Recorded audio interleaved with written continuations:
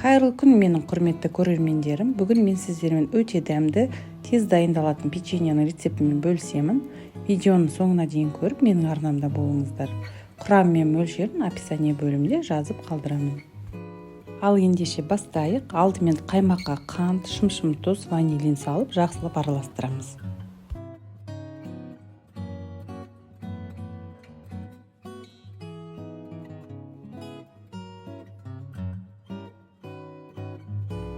Үй температурасындағы сары майды салып, бір келкі болғанша еземіз.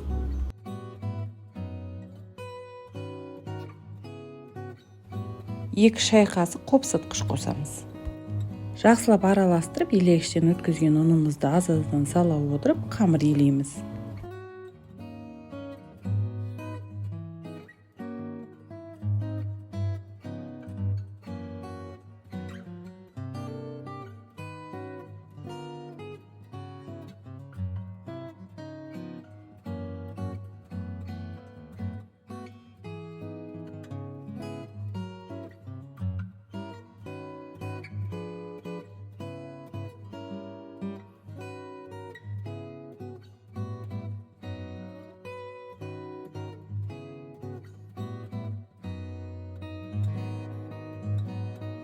Иленген қамырдың бетін жауып, тоңазытқышқа 10-15 минутқа қоямыз.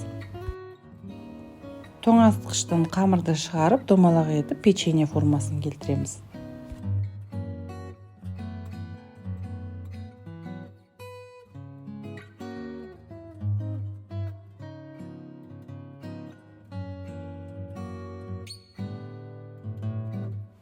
Қамырымызды қантқа батырып, противенге тізіп шығамыз. Енді печеньеларымызды көріп тұрғандарыңыздай пышақпен кесіп тор жасаймыз.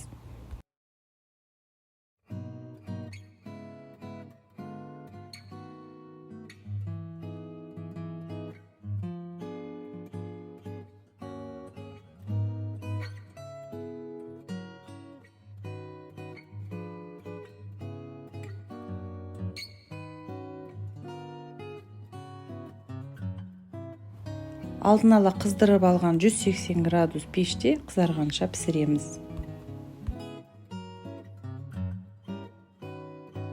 Печеньелеріміз дайын болды. Міндетті түрде жасап көруге кеңес беремін. Видеом пайдалы болса лайк басып, арнама тіркеліп қойыңыздар.